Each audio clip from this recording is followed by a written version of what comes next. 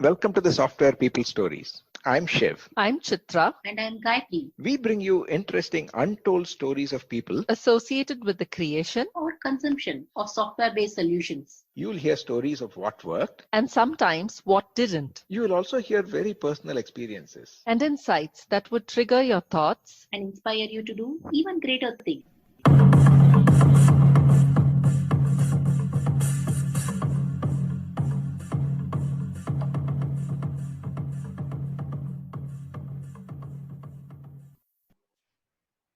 Today, we are talking to Rajaram Venkataraman, who's talking about his innovation journey, as well as being a CEO of VelTech TBI and being a innovation partner and helping several organizations in their journey to be a leader in innovation, and his role as a public-private liaison as a FICCI technology panel. And he talks about what future has, particularly during this disrupting time, and how each of us can change our way of looking. Listen on. Hi, good morning, Rajaram. Thank you for being on Software People Stories. We warmly welcome you. Thank you very much, Gayatri. I think it's a real pleasure and privilege to be part of this podcast. Thank you very much for inviting me. All right, it's our pleasure. I would like, what got you started in the software journey? I think that is the craze that was there for computer science. When I was doing my 12th, the first was the craze for engineering. My brother-in-law, I would say, was instrumental in making me excited about this engineering journey, because I was living in Tanjavur at the time of schooling. Okay. So literally the IIT or Indian Institute of Science or the Agarwal classes and things like that were not known so much in my native place. Really, my brother-in-law was instrumental in bringing me to Chennai and getting me excited about all this. That is how I started. My brother-in-law's friend's son incidentally got computer science in IIT Madras. He scored one of the biggest elusive ranks. Always took computer science. So I was also, I developed a craze for computer science, and I got into Indian Institute of Science, Bangalore, as a BA Computer Science. And the obvious choice from campus was TCS. TCS was the biggest employer at the time. Yeah, I remember that. So I got into campus recruitment. TCS itself was a tiny organization. When I got inducted into TCS Chennai, Mahalingam was the only person who had a room. Even the Cognizant Vice Chairman, Lakshmi Narayanan, was my project manager. Wow. Or account manager, you can say. The Lloyd's Road branch of TCS, there used to be only a few chairs, because the consultants were supposed to be going out to meet clients. So when they come back, literally there used to be a musical chair. Whichever chair is available, they will pull it, and it was interesting. TCS was the biggest company and was the only software company famous at the time. That is how I got into the IT world, and it has been a long story since then. That sounds very interesting start. And many of us have this big dream, right? We have seen some of our compatriots or seniors getting into computer, and with so much of enamored eyes we got in. I know that you are the convener for FICCI today for Tamil Nadu government in the technology sector. How is that an arc from being part of the private sector to the government sector, and how are you envisaging this going? FICCI, incidentally, is the largest industry body, largest as well as the oldest industry body in India. If you look at the three famous industry bodies, FICCI, CIA, and ASSOCHAM. And FICCI has a big clout in Delhi. It has about 300,000 corporate members, not only corporates, but also smaller industry bodies as members. So the main purpose of FICCI is that it is the licensing body between the government and the industry. When I say industry, the entire gamut of industries. You have the technology industry, you have telecom industry, you have manufacturing, you have energy, you have financial services, so agriculture. So you take up whichever industry, you have issues or concerns or some voice you want to raise with the government, the industry bodies like FICCI are the points of contact to the government. So FICCI plays a vital role in influencing and shaping policies, industry policies, both at the state government level as well as at central government level. So the FICCI Tamil Nadu State Council is the one which takes care of the industry in Tamil Nadu. And it has 7 panels, including the technology panel, comprises of the software, hardware, telecom industries. That is the voice for all these industries. The technology panel is the go-to panel between the industry, the IT, BPM and telecom hardware industry with the Tamil Nadu government. Similarly, we have education panel, we have an energy panel, we have a finance panel, so we have infrastructure panel, agriculture panel, healthcare panel. So these are, each of them represent the industry with the Tamil Nadu government. So the technology panel reaches out to the government on various aspects now and then and acts as the go-to point between the industry. As a result, some of the engagements what we do are large conferences which really drive the futuristic theme. For example, digital transformation has been a theme. We were one of the first ones to start on this, identify and see this mega trend and start on this 5 years ago. So we started and we launched a big conference wherein we brought out the emerging theme of digital transformation and how, starting with what is digital transformation, what is the difference between digital versus IT transformation, what are the components of digital transformation, and slowly evolved to higher and higher levels in terms of transformation. Second or third year, we saw huge backlash in terms of economy, loss of jobs and things like that. So at that time, we called it as a digital tsunami, survive or thrive. At that time, there was discussion about few IT companies were letting go of people in large numbers. So there was talk of some union formation among IT employees, things like that. At that time, FICCI Technology Panel really brought out that issue, concerns in terms of a knowledge paper, in terms of representation, and handed it over to the minister. Played a very key role in terms of bridging this gap. And then industry got back to groove and again started growing. Now, recently, before the COVID-19 startup, or Digital Transformation 4, wherein you were the MC, and that is how, where one of the key highlights was the ambassador to Estonia coming and talking about how the entire country is digital, except for 3 services, right? I remember, yeah. There is a country totally digital in terms of even citizenship and all the government services, and only marriage, death, and land registration. There are only 3 services for which somebody has to be there in person to record it. So we have been working on the leading edge of digital, whatever themes we have taken, and we have brought the best of speakers from not only from India but also from abroad. We had exhibitors who exhibit the digital transformation theme-related products and services. So we had several engagements, passing engagements with the people, with the attendees, several of them. So that is how we operate with respect to a question on the technology panel of FICCI. Yes, it's amazing, right? When you become the advisor to one of the government bodies and help accelerate or shape the future. I love that phrase, shaping the future itself.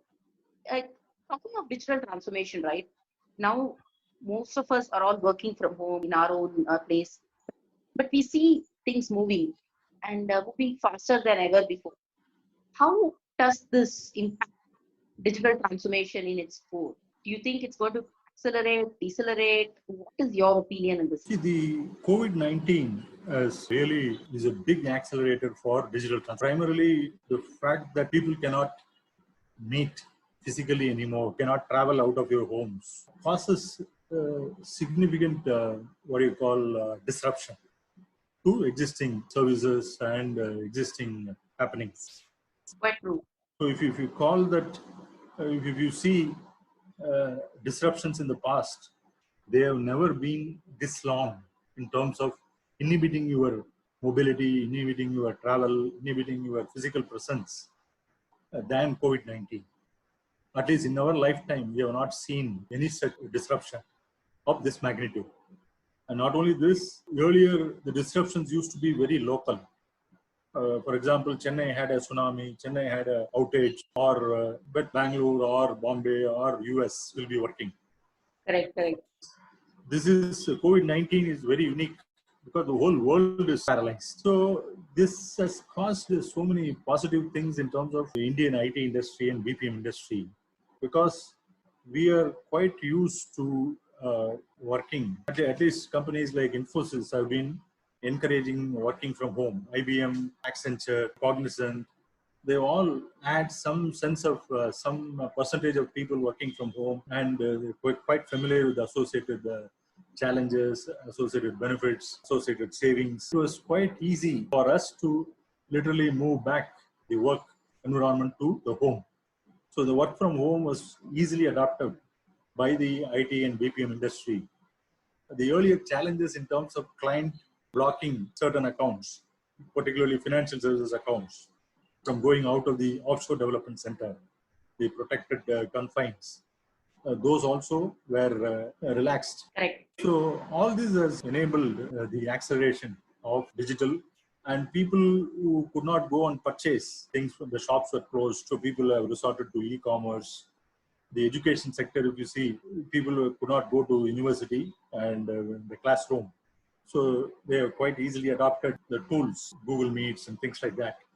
So to take doctors, they are afraid of meeting patients directly, one-on-one. Yes.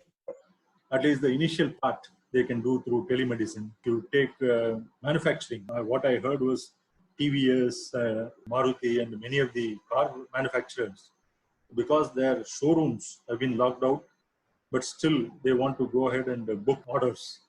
So they have opened up online booking. So online booking of two-wheelers, cars, ordering, just like you have for pizza, right? The toppings. Even in the manufacturing automotive industry, particularly on the front-end portion of marketing and booking, digital has come into play already. And so if you take industry after industry, everywhere the next best option to keep moving is digital.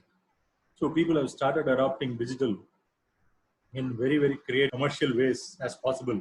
The COVID-19 is really harboring a greater revolution. It's hard to believe that when we started off as a medical problem, it has kind of transformed itself to a big boon for the digital transformation, right? I was earlier talking to one of the professionals from telecom, and she was telling how there is more uptake in terms of towers, in terms of services that are required on the ground for more and more services, not just in the urban areas, but also in the rural, where either folks from urban have moved to the rural, or it is also that they want the same kind of a services.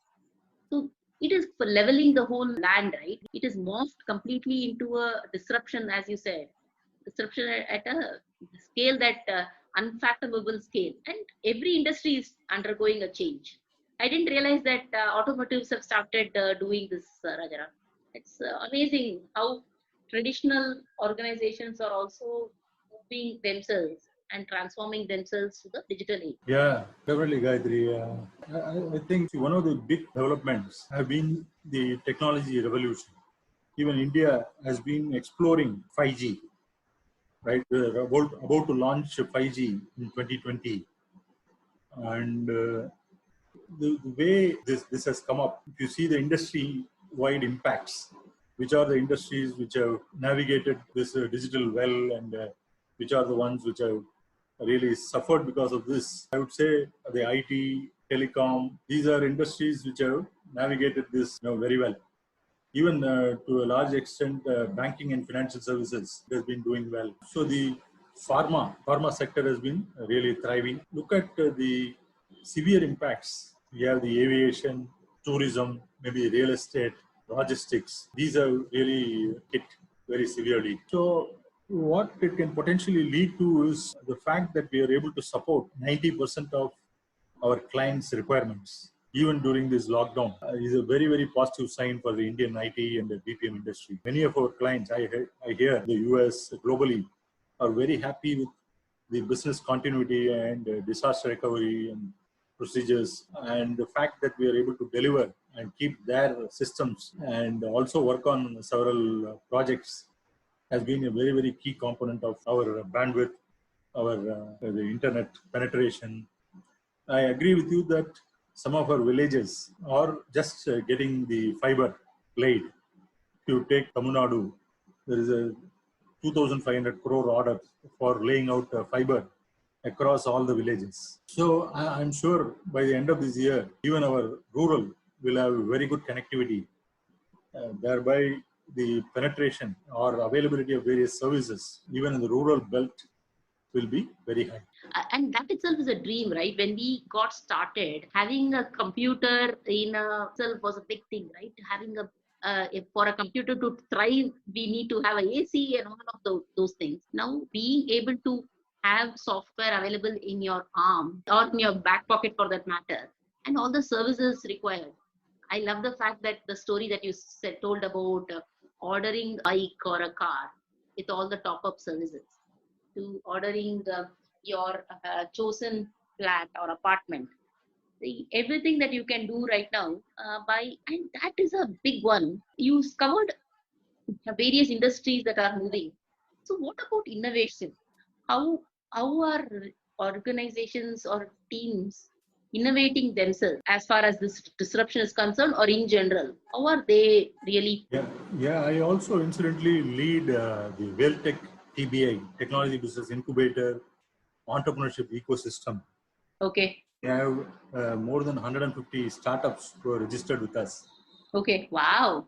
That's amazing. And yeah, I roped in Google, Amazon, Zoho, RBL Bank, Resilio Labs as strategic partners, where our startups get more than $100,000 Google Cloud credit. Amazon gives $10,000 of credit. Zoho gives all their apps free. RBL banks out customized accounts for startups, the zero balance and other features. So there are so many different offerings. So talking about innovation, so during this COVID-19, we posed several challenges in terms of coming out with solutions for addressing COVID-19, whether it is coming out with ventilators, whether it is out with PPEs or masks. Other logistics are enabling solutions for COVID-19. So I am glad to report that around 32 ideas have come in, some kind of prototypes ready. So it shows the fact that given a problem with the clear dimensions, people are able to come up with ideas. And so our innovation quotient, if you take the VelTech TBI facts, our robot chef is one of the highly celebrated startup in the sense it won so many laurels and awards across India. So they have come out with a unique food robot, wherein you put the ingredients fixed measure depending on the quantum of food you need. So it can cook various. It can cook upma, it can cook pongal, whatever you want, even Chinese. Or, for example, for the containment zone where people are not able to come out, and police are posted to guard the containment centers. There are nurses going in and out, or stationed in the containment areas. There are corporation people who are available around the containment centers. They need food. They need some good hygienic food. Very true. We don't know which is. It has been touched COVID person. Yeah. Exactly. So that is where Robot Chef, we are, there is a project as we speak. Robot Chef, along with a couple of other partners, are working on providing hygienic food around the containment centers. So like that, the innovation in terms of addressing need, addressing a pain point, or addressing a problem, we have been constantly improving. I would say we are maturing in terms of innovation. Okay. That's the startup world. Take organizational innovation, which is one of my consulting areas. I was leading the innovation culture practice at Infosys. Around 2008, 2009, the financial downturn happened in the US. That is when things were running very well. Around 2008, 2009, the discretionary spend started reducing. So as a result, IT companies got really affected. Only the lights on projects were going on, and our growth was getting stunted. That is when Infosys management decided to unless we take a stand, unless we improve our capabilities and become an innovation partner to our clients, Right. we won't be able to grow. So if we have to really grow, we have to look at the future. What are those technologies, issues, concerns, products, what our client needs to compete in the future, right? So that was the clear theme with which we started. So we started working on identifying the themes which are highly relevant to our clients. Okay. So we came out with the slogan, building tomorrow's enterprise, right, along the strategy team. And out of 50 odd themes which were churned out by Infosys Labs, Chris and team selected about 7. So along with the 7, we started, we came out with the innovation challenge. I was the program anchor for that. Okay. Put out the Ignite Innovation Challenge across Infosys. Since then, we started, developing an innovation culture within the organization. It was very important. Some of our clients started asking, if you guys control about 40 to 50% of our outsourcing portfolio, and if you guys don't innovate, then we won't be able to get new ideas. We won't become competitive.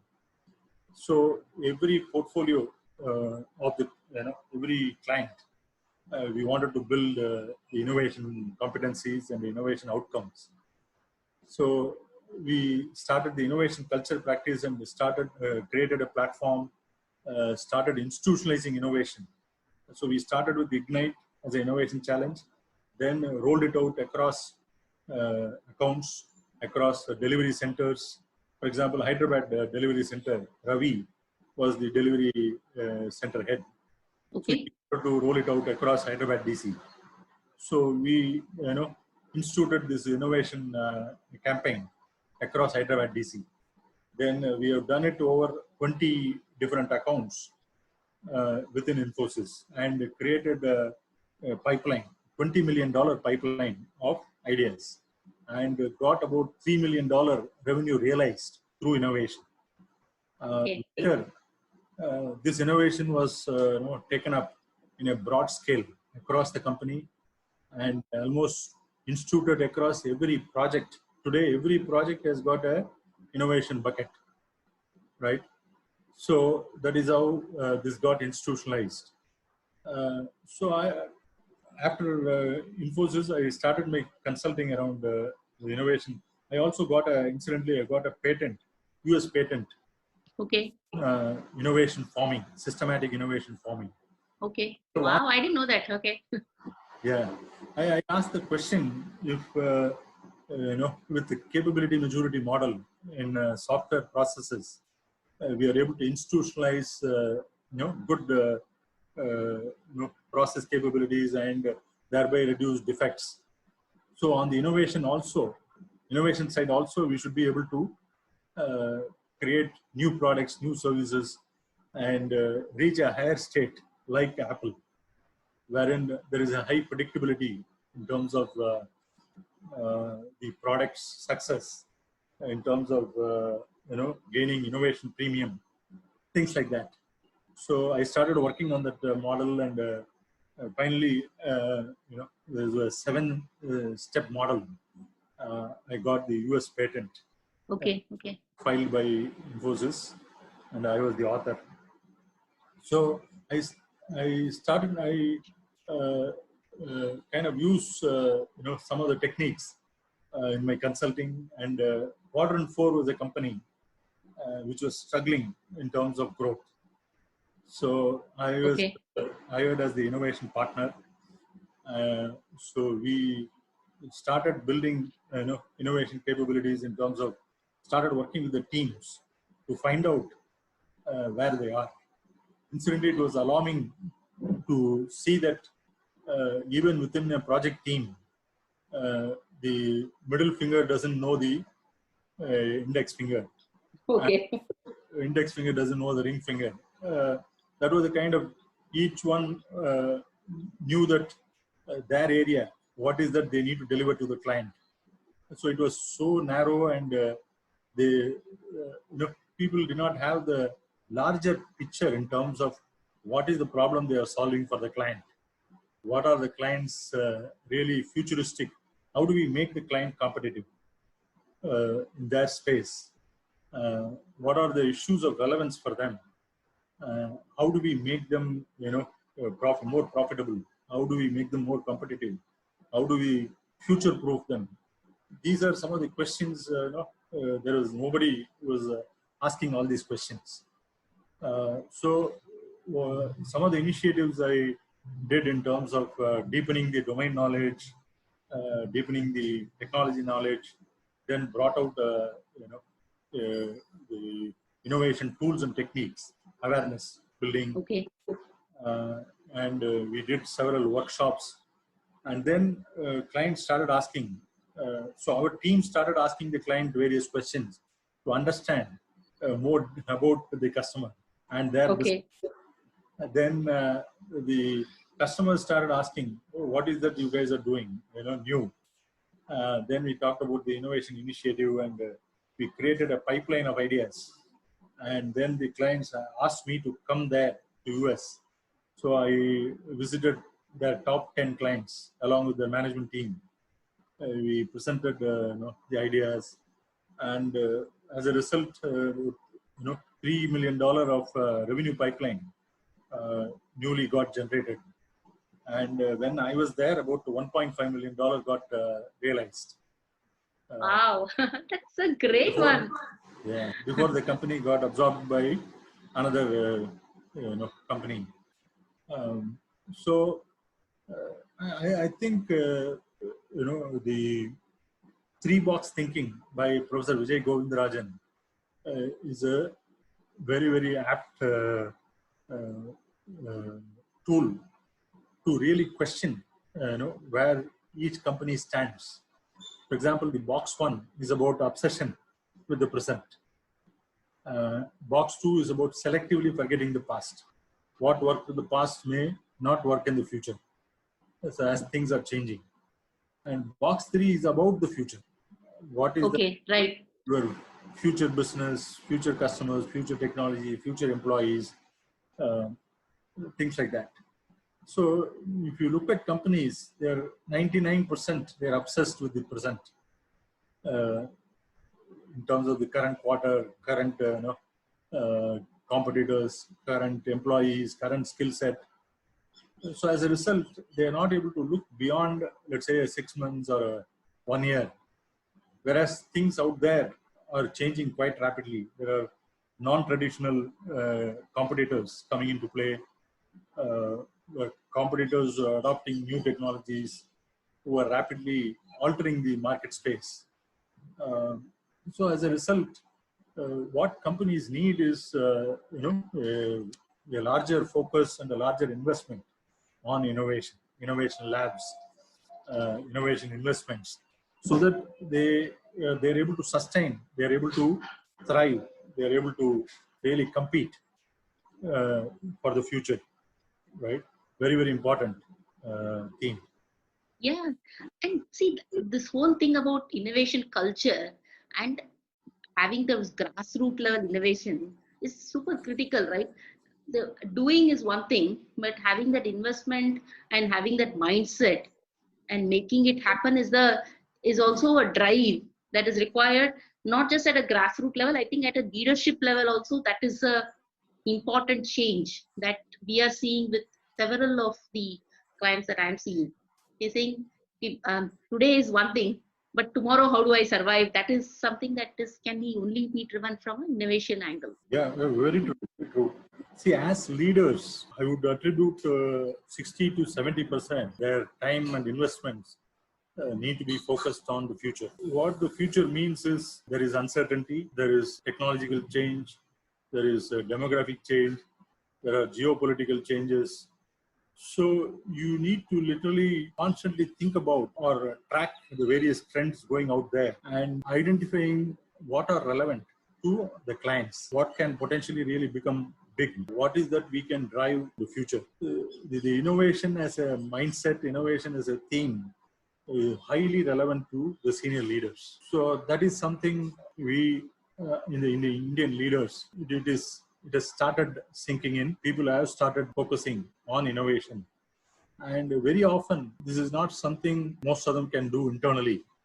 This is where they need help from outside consultants, experts in this area, who can bring out new ideas, who can bring out benchmarks, who can really accelerate the pace of innovation. Something like an R&D, what you do in a traditional setup, may take you a very long time, and you may throw something from the R&D labs into the production maybe once in a year or once in 9 months or 1.5 years.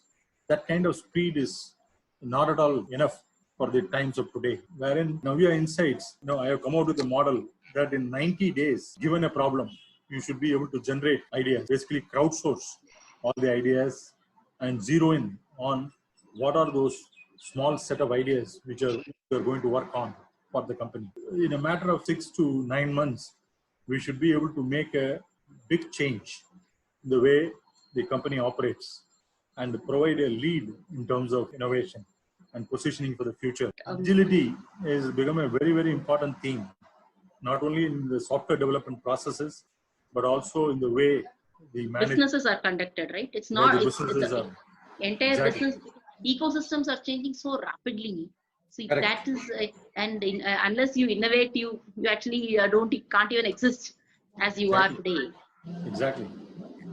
It's been a very, very interesting conversation so far. I'm sure I can think of multiple follow-on conversations that can have. Given that we are out of time, I just wanted to ask one last question. If you look at 5 years down the line, how is the software industry? How are you seeing it being shaped? I think we are going up the value curve in terms of making a change with our clients' business, in terms of making transformations. So if you look at software industry, to a large extent, we have been order takers from the clients. That position is changing now. As we move into innovation, as we develop innovation labs, innovation partners to clients, we are able to position the clients for the future. So we are moving away from order taker mindset to agenda setters. That is very big transformation that is happening slowly. If you take, for example, our investments in terms of artificial intelligence, machine learning, deep learning, the fact that we are able to develop new products, new solutions, new services around these areas, robotic process automation. See, there is a huge opportunity out there. See, till now, India was seen as a offshoring capital of the world, outsourcing capital. But with robotic process automation and this kind of stuff, we can really become what you call intellectual capital of the world. Today, India handles about 15% of world's business process. So in terms of the large clients who we work with, in terms of business process management, we understand their business process end to end.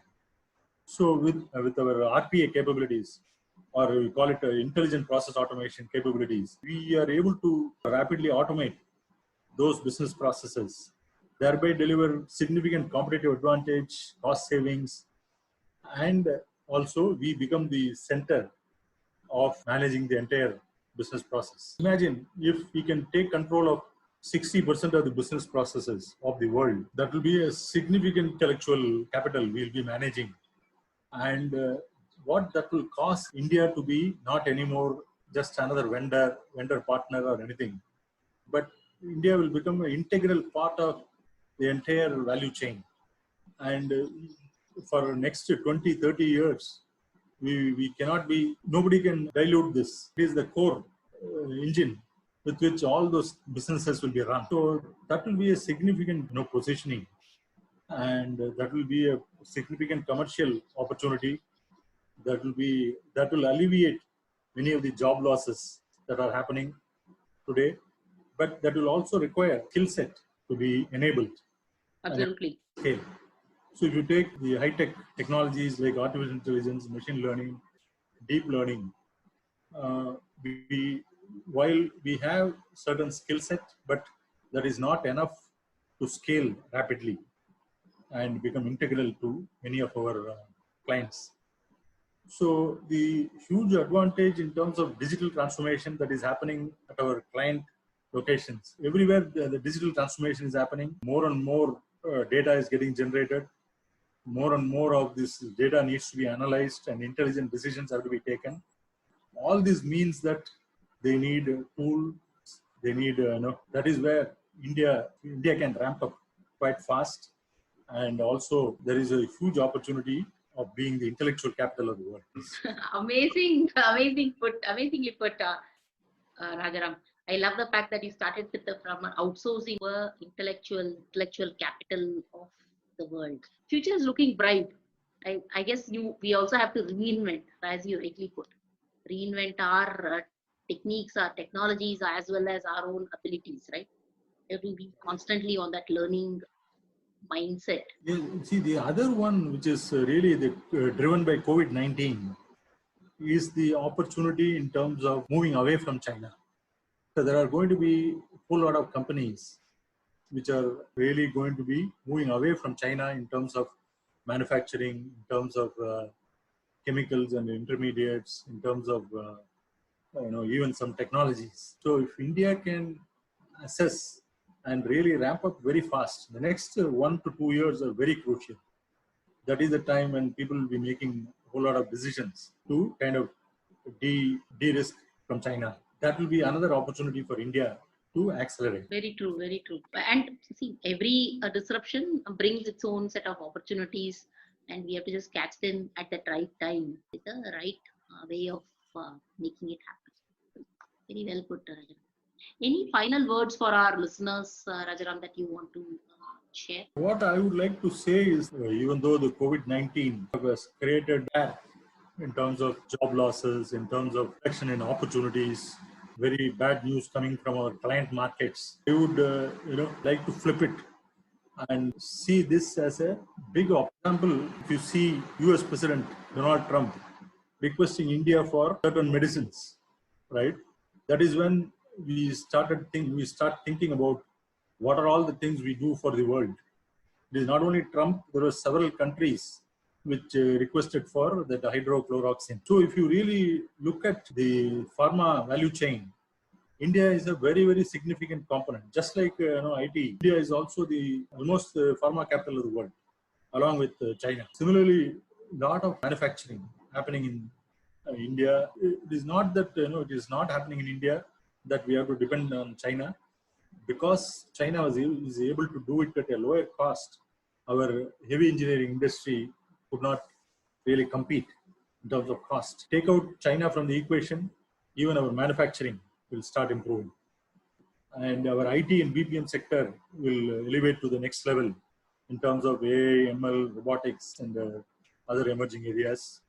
Our chemicals, APIs, other intermediaries are getting huge investments, and they are really getting into the spotlight. So if you see Reliance, while everyone is struggling to keep their job and people are talking about those things, here is Reliance attracting 50,000 crores from Facebook, another 50,000 crores right issue, Right. 10,000 crores from another. So as the COVID-19 is going on, when everybody is struggling to look at where is the next meal going to come from kind of mood, here is Reliance with the Geo, with the kind of technology, FANG, is able to attract more than 100,000 crores of investments, right?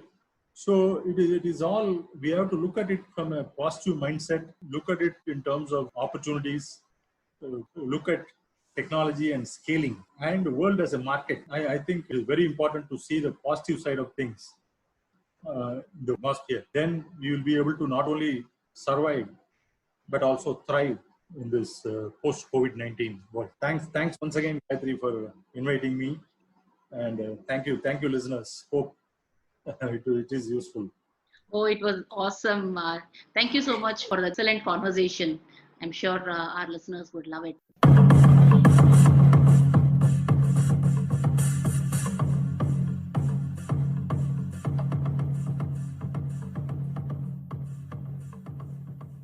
We thank Siddharth for the music and Malavika for promoting the Software People Stories. If you like this episode, Please subscribe on your favorite podcast client. And spread the word in your network. if you'd like to share your story, Contact us at podcasts@pm-powerconsulting.com.